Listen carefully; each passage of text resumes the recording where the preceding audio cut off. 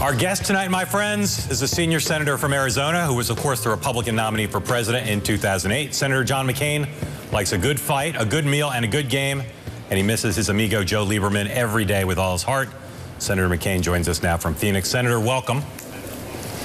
Welcome, and thank you, two guys. And could I say that congratulations on your new show, but could I say I've never known of a greater oxymoron than you two guys having a show entitled With All Due Respect. That's the greatest contradiction that I have ever seen in my life. Thanks for calling that out, Senator. We will parse that with an investigative unit at some point. Senator, I want to ask you about some news today and facts on the ground in Syria and in Iraq. I particularly want to ask you about Turkey. They are a NATO ally. An anonymous government official, executive branch official, talked to the New York Times and said that Turkey was dragging its feet, inventing reasons not to act, and said, quote, "This isn't how a NATO ally acts while hell is unfolding a stone's throw from their border." Very specifically, are you disappointed in Turkey? Do you understand their failure to cooperate and to act as a NATO ally whose own border is threatened? I'm very, of course, disappointed in Turkey to a large degree.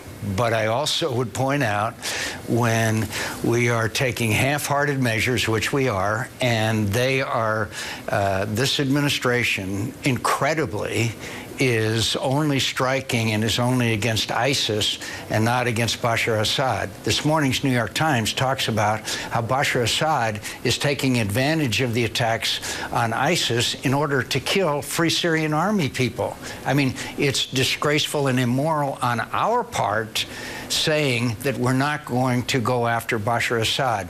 And the Turks fear Bashar Assad and fear his influence just as much as they do ISIS. So there is some rationale there. I am disappointed in Turkey, but this is unbelievable. We would take 5,000 Syrians, train them, and then send them back to be barrel bombed by Bashar Assad. What Erdogan wants is what I want, and that's a buffer zone and a no-fly zone. So I agree with the Turks in that if you're really going to change this momentum, you've got to have a buffer zone and a no-fly zone, and that has been rejected by this president. Senator, related question. Your friend Joe Biden the other day got in a little trouble when he said that not only Turkey, but that the UAE and Saudi Arabia, ostensible allies of the United States, were a big part of the problem in terms of Syria. I'm curious about whether you think that's, he had to apologize to all three of them. I'm curious on the UAE and on Saudi Arabia, whether you think he's basically right, even though it was impolitic to say so, or do you think he's doing some more blame shifting there? Well, I think it's obvious that there are wealthy people in those countries you just named, including Qatar, that have been providing support for ISIS and other terrorist organizations, Al-Nusra, Al-Qaeda, that they have been providing that help. Qatar has probably been the most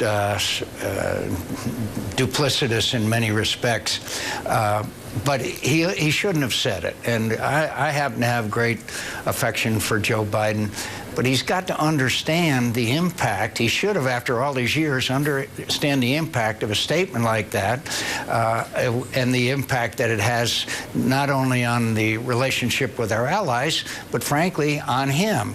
And Joe, as nice a guy as he is, you expect more than that, frankly, from the Vice President of the United States. Senator, I want to switch you to the midterms. You're out and about, as are many of your colleagues, campaigning for Republican candidates. Both sides have advantages and disadvantages against the other party. One advantage the Democrats seem to have is Bill Clinton, who's out there pretty much in fine form. I don't know if any of your late-night C-SPAN viewing, you've seen him out there, but just describe, as someone who's run for president yourself and a pretty good student of politics, what makes Bill Clinton such a great politician out on the stump? What skills does he have? Communication, affability. I've never seen any person in politics outside of Ronald Reagan that has the ability to communicate with a crowd. It's almost when he comes before a crowd, whether it be a small number of people or a large number of people, he can sort of sense them, and he starts feeding off of them, and it sort of bounces back and forth. I've never seen anybody who could do it, except for Ronald Reagan, as well as Bill Clinton does. And so there's a likability factor there that's pretty significant. So I congratulate him on his skills. I hope that he doesn't use them to too great an effect. Senator Hillary Clinton, Bill Clinton's spouse, is also out of the campaign trail. Right now, she's down in Philadelphia doing a public fundraiser for the governor there. Many people see this as the run-up to her running for president in 2016. Do you think she's going to be a highly formidable opponent to whoever the Republican nominee ends up being? I think so. I don't think she has the same skills as her husband does, obviously. As I said, nobody else does. But she's honed her appearances and her rhetoric down pretty well. But I'll tell you, this latest statement of Leon Panetta's about the attack on Benghazi and that he had told the president that it was an attack by terrorists the night it happened. Well, this Secretary of State is the one that told the families when the caskets came back that she was going to make sure they get the people that made the hateful video. This statement of and comments by Leon Panetta raises the Benghazi issue again to a significant degree. Do you think that's going to be a real problem for her? That issue, I think, for a lot of Americans is now kind of ancient history, and people feel as though they moved on. Do you think that that's going to dog her, either, obviously not in the Democratic primary, but in a general election if she's the nominee? I agree with you that it was kind of yesterday's news until what Leon Panetta sort of gave us was a smoking gun.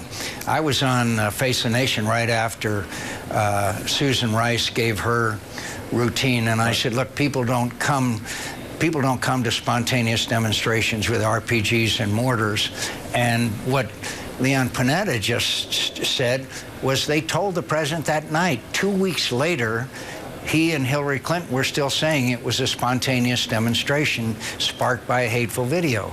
That raises, I think that surfaces the issue again.